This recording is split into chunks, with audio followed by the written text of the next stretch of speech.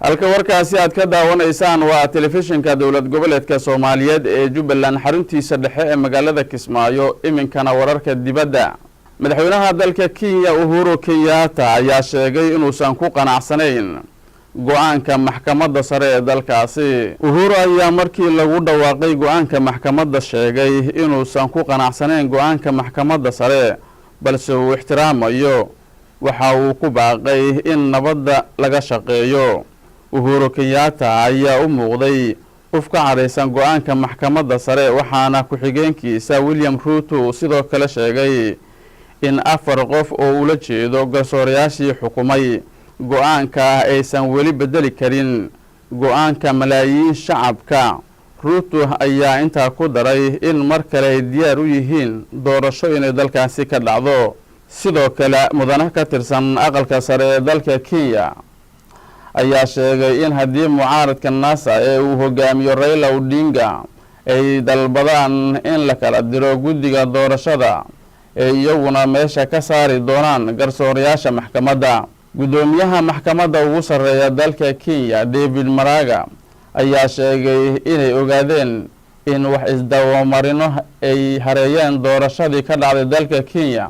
wuxuuna amray in 60 maalmood gudahooda lagu qabto doorasho xaq iyo xalaal ah guddiga doorashada ayaa ku dhawaaqay in madaxweynaha talada haya ee dalkaasi Kenya Uhuru Kenyatta uu ku guuleystay doorashada isagoo oo ka horeeyay Raila Odinga 1.4 milyan oo cod laakiin mucaaradka ayaa sheegay in la jabsaday hanaankii kombiyuutarada guddiga doorashada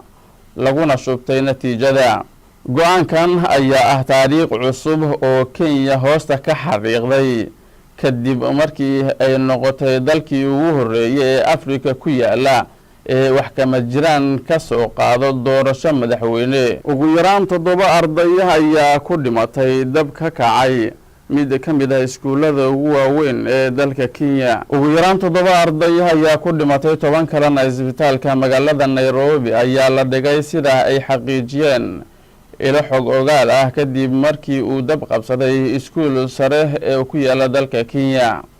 dabka ayaa ka kacay subaxnimadii hore ee Sabtida maanta waxaana uu burburiyay qaybo ka mid ah iskuulka iyadoona lagu soo waramayo in 7 arday ay ku dhimatay tira inta ka badan dhaawacooda lagu dabiibayo isbitaal ku yaala magaalada Nairobi ee dalka Kenya dabka waxa uu ka kacay saakay aroortii 2 subaxnimo waxaana uu burburiyay iskuulka qaybo badan oo ka mid ah dabka waxa uu kacay saakay aroortii 2 subaxnimo waxaana uu burburiyay iskuulka qaybo badan oo ka mid ah waxay ahayd wax aad u xanuun badan ayuu yiri goobjooga ku sugnaa halkaasi kani waa iskuul ay dhigtaan 183 arday wadna ogtahay in uu yahay mid ka mid ah dugsiyada ugu sareeya dalkaasi kaasi oo mustaqbal cad u ahaa ardayda iyo guud ahaan dalka Kenya